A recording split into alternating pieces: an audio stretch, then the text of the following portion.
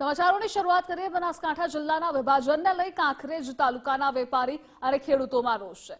વિભાજનના નિર્ણયને આજે કાંકરેજ તાલુકાના તમામ વેપારી લોકોએ ધંધા રોજગાર બંધ રાખી વિરોધ દર્શાવ્યો। કાંકરેજ તાલુકાના લોકોની માંગણી છે કે કાંકરેજ બનાસકાંઠા જિલ્લામાં જ સમાવેશ કરવામાં આવે, જે વિભાજન કરી વાવ થરાદ જિલ્લામાં તેમને મૂકવામાં આવ્યા છે તેની જગ્યાએ બનાસકાંઠા જિલ્લામાં રાખવામાં આવે। આ સાથે લોકોનું એ પણ કહેવું છે કે તેમને પાલનપુર સીધું અને સરળ પડે, ત્યારે વાવ થરાદ માટે તેમના માટે અટપટું છે અને લોંગ પડે છે, જેથી તેમને આજે ગુજરાત ફર્સ્ટ સાથેની વાતચીતમાં શું કહ્યું સાંભળીએ।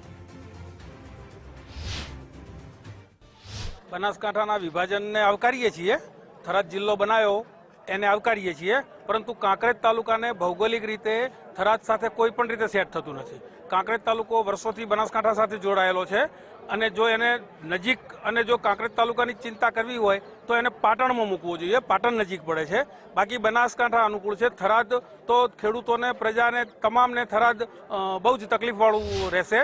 ગઈકાલે જે સરકાર દ્વારા થરાદ જિલ્લો જાહેર કર્યો એમાં અમારા કાંકરેજ તાલુકાનો સમાવેશ કર્યો એનો અમને સખત વિરોધ છે અને કાંકરેજની પ્રજા પણ વિરોધ કરી રહી છે, ગામે ગામ વિરોધ થઈ રહ્યો છે અને અમારા શિહોરી ગામ પણ આજે સજ્જડ બંધ છે અને જો એનો નિર્ણયનો આનું સોલ્યુશન નહીં આવે તો હજુ પણ ઉગ્ર આંદોલન અમે કરવાના છીએ અને સરકાર સુધી જ્યાં જવું પડે ત્યાં અમે જશું।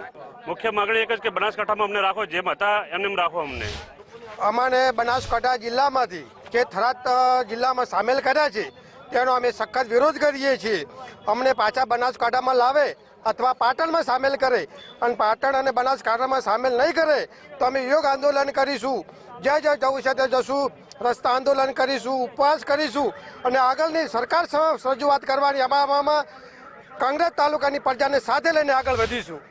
ભાઈ, અમારો કાંકરેજ તાલુકો જે છે અમારે થરાદના જિલ્લામાં ફાળવે છે, અમારે અનુકૂળ નથી। અમારો કાંકરેજ તાલુકાનો વિરોધ છે। બીજું, અમારો કાંકરેજ તાલુકો બધી રીતે પછાત છે અને ગુજરાત ગાંધીનગર મુખ્યમંત્રી સાહેબને અમારે શિહોરી અને કાંકરેજને ખોળે લેવું જોઈએ, એનો વિકાસ કરવો જોઈએ। હરેક બાબતમાં પાછળ છે અને પાછળથી પાછા અમને તે થરાદ બોર્ડર ઉપર અમને અનુકૂળ નથી। અમારે જિલ્લામાં જ રહેવું છે, પાલનપુર। રાજ્ય સરકાર દ્વારા ગઈકાલે નિર્ણય લેવામાં આવ્યો છે કે બનાસકાંઠા જિલ્લાનું વિભાજન કરવામાં આવે, જ્યારે વિભાજનના નિર્ણયને લઈને ક્યાંક ને ક્યાંક ખુશી જોવા મળી રહી છે તો ક્યાંક ને ક્યાંક કહી શકાય કે દુઃખની લાગણી વ્યક્ત કરી રહ્યા છે। આપ દ્રશ્યોમાં જોઈ શકો છો કે કાંકરેજ વિસ્તારના જે દ્રશ્યો છે, કાંકરેજ વિસ્તારની અંદર લોકોનો વિરોધ છે કે જે વાવ થરાદ જિલ્લામાં જે તેમનો સમાવેશ કર્યો છે, તેમની માંગણી છે કે તેમની આ અયોગ્ય છે, કારણ કે તેમનું માનવું છે કે આ જે વિસ્તાર છે તે કહી શકાય ખૂબ પછાત વિસ્તાર કહી શકાય, અહીં વિકાસની દ્રષ્ટિએ ખૂબ પછાત કહેવાતો હોય છે। ત્યારે આ લોકોની માંગણી છે કે તેને વાવ થરાદમાં તેમનો સમાવેશ કરવામાં આવે, પરંતુ એમનો સમાવેશ જે પાલનપુરમાં જે હતો ત્યાં જ રાખવામાં આવે, કારણ એના ખેડૂતો વિરોધ કરી રહ્યા છે, વેપારીઓ વિરોધ કરે છે। આપ જે રીતે દ્રશ્યોમાં જોઈ શકો છો કે તમામ જે આ કાંકરેજ વિસ્તારના કહી શકાય કે વેપારીઓ છે, ખેડૂતો છે અને તમામ લોકો છે તેઓ વિરોધ દર્શાવી રહ્યા છે। તેમનું માનવું છે કે તેમને વાવ થરાદ જિલ્લો જે અલગ બનાવ્યો છે તેમાં સમાવેશ કરવામાં ન આવે અને તેમનો સમાવેશ માત્ર પાલનપુરમાં જ કરવામાં આવે। જો પાલનપુરમાં નહીં કરવામાં આવે તો આગામી સમયમાં તેઓ આંદોલન પણ કરવાના તેવી ચીમકી ઉચ્ચારી રહી છે। ત્યારે અત્યારે જોવાનું રહ્યું કે સરકાર આગામી સમયમાં જે કહી શકાય તેમની માંગણી છે તે સ્વીકારે છે કે નહીં। જો માંગણી નહીં સ્વીકારે તો તેવું કહી રહ્યા છે કે આગામી સમયમાં તેઓ આંદોલન કરશે।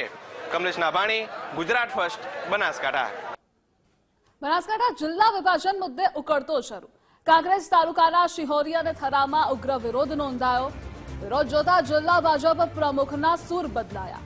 ભાજપ નેતા કીર્તિસિંહ વાઘેલાએ કહ્યું, રજૂઆત કરીશું, કાંકરેજનો બનાસકાંઠામાં સમાવેશ થશે। વેપારીઓને કીર્તિસિંહ વાઘેલાએ આશ્વાસન આપ્યું। માન્ય મુખ્યમંત્રીશ્રી અને સરકારશ્રી ને આ મહત્વનો નિર્ણય બનાસકાંઠાના પ્રજાહિત માટે જે કર્યો છે એને હું અભિનંદન સહ આવકારું છું। સાથે બનાસકાંઠા જિલ્લાના વિભાજનમાં જે વાવ થરાદ નવનિર્મિત જિલ્લો અને મૂળભૂત જિલ્લો બનાસકાંઠાના વિભાજનમાં જે તાલુકાઓની જાહેરાત થઈ છે એમાં કાંકરેજની અંદર કાંકરેજના લોકોની લાગણી મૂળભૂત બનાસકાંઠા જિલ્લા સાથે રહેવાની છે। લોકોની લાગણી સરકાર સુધી પહોંચાડીશું અને સરકાર યોગ્ય નિર્ણય લેશે। ભારતીય જનતા પાર્ટીની સરકાર હંમેશા પ્રજાના માટે, પ્રજાના હિત માટે, પ્રજાના કલ્યાણ માટે કામો કરે છે, એટલે સરકારમાં યોગ્ય નિર્ણય થશે એનો ચોક્કસ મને વિશ્વાસ પણ છે।